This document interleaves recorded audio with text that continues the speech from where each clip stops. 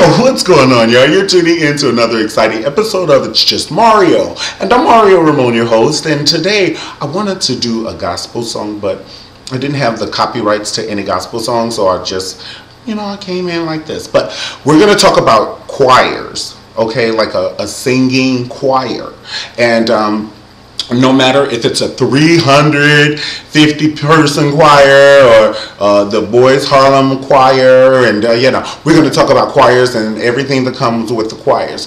Let's talk about the person in a choir, and you can't tell nobody, just because they can't sing, that they can't be in a choir singing for the Lord. I mean, Lord forgive me, but you just can't.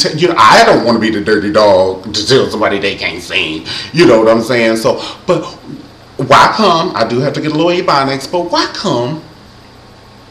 It's always the loudest person. It's like when you fall, you grab somebody else because you don't want to fall alone. Like you trying to make it, and that's why when you're in rehearsal and people be like this and they lean in. If your person that you sit next to in choir rehearsal is leaning in, you singing too loud, and you're not singing on key. Because if you were singing on key, it would make them sing harder. You know what I'm saying? Make me work harder.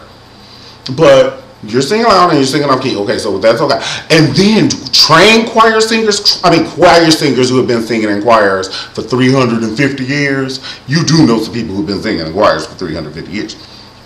But trained choir singers can hear, if it's a 350 person choir, they can hear the 350th person if they off. And that's not even in their key. I love it when the directors are so passionate. And I love watching it when the classical singers are singing and the instructor, I don't know what they call him, because I don't know if they call him choir director, instructor, a music man who gives it to us the way we like it. I don't know, but when his hair is just all over his head and they're just singing Jingle Bell, and I'm like, it's just Jingle Bell, and they be like, Jingle Bell, Jingle Bell, Jingle Bell, Jingle Bell, Jingle Bell, Jingle Bell, Jingle Bell, Jingle Bell. And I'm like, and his hair is up and running, and I'm sweating, and I know they sweating, and then they can't dance, so they do a little hop. They're like, Jingle Bell! And why they always reading the books? Y'all didn't go to practice? Why you always gotta have the book open? Jingle Bell! Jingle Bell, Jingle Bell, Jingle Bell, Jingle Bell, Jingle Bell! And close the book, and put the book down and look me in my eyes, and I done paid $125. Why they concerts cost more than the gospel concerts when I went to go see Karen Culture?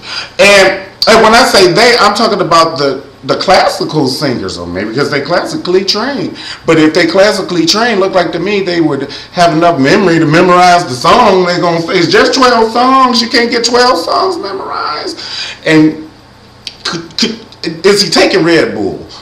The ringleader, and he even got the baritone. Jingle bell, jingle bell, jingle bell, jingle bell, jingle. The hair. Okay, and then the poor violin is trying to keep up with them. She wasn't trained to be doing all like that with her hair. Now everybody got to go get their hair done. It's so it is sad. And, don't act like church choirs are no better. We got a couple of things that you gonna sit down and listen, because this is the truth. But church choirs, we always section out a singer. Oh, that's Vanessa. And most lead singers' names are Vanessa, Sarah, or maybe Jean or something like that. But they know they the lead singer. They walk around and go like, I'm the lead singer. There's no lead singer for the Lord. We all have the lead singers. And the one that even sings off and loudly, we just have to say, tone it down, and this is your part, and the choir, just don't sing so loud. Somebody need to come to the person, because it's kind of like wearing, if somebody had a blue stain on their wedding gown, you would tell them. So that loud person have a blue stain on their wedding gown, somebody need to tell them. Okay.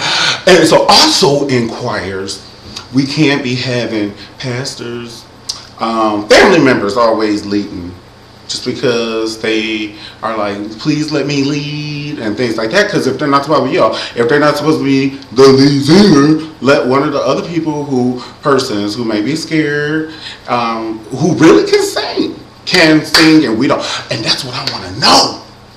Because in some of the choirs, there's the person who just sing background, and they just sing every Sunday. They've been doing it for 4, 5, 6 Sundays. Go to church and go to rehearsal, but never has led a song that can blow.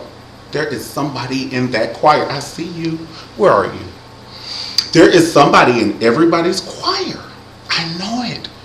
That has it in them, but they're so shy and they're so afraid to think what somebody is going to say that they're afraid to blossom their flower.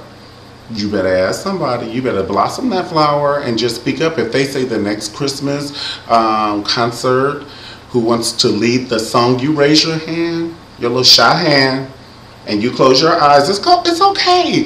First of all, if you're in a choir, that's like a part of unity. So your choir people will support you. And of course, there are going to be some catty people. People are just catty, and it's okay.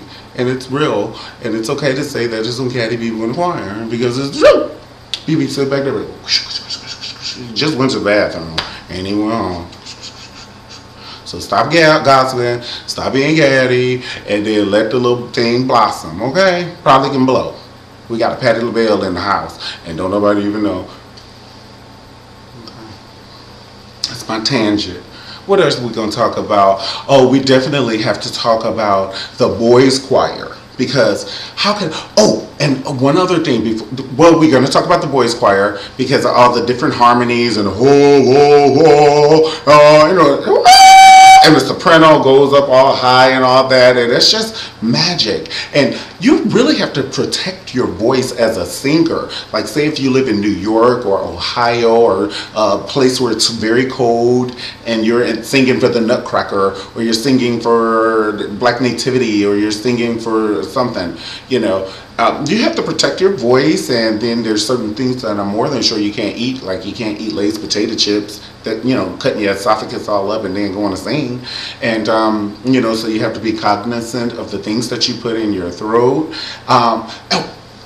Choir directors who make you take it to the next level is what I'm saying. It's kind of like they make the baritone sing, so baritone sing tenor, and the tenor sing alto, and the alto sing first soprano, and the first soprano sing soprano, second soprano. I mean, ratters. They make you go, ah! You just almost screaming, but they know how to pull it out of you. Hey, Ebonics, one more time.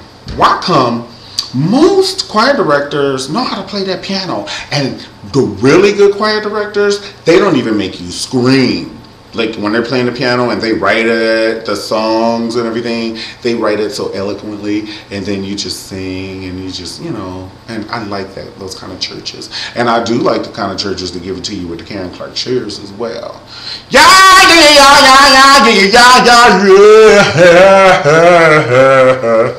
One of them Jennifer Holiday churches, yes. Because when you have a choir that sing like that, pastor ain't got no choice but to give it to you. You know what I'm saying? These people are singing to the Lord, and you have that Bible open and you're preaching the word, and that just motivates you. So a good choir, like they say, behind every good woman, good man, there's a good woman. Behind every good pastor is a great choir as well, and vice versa. Okay? Because sometimes your pastor is so believes in the word, it makes you want to sing, it makes you want to be better, it makes you come to the choir rehearsal so you can show him what you did on Sunday. And you're like, okay, we're going to jam for pastor on Sunday, y'all. You don't even know. You don't even know. You don't even know. And pastor be like, oh, didn't they jam this Sunday?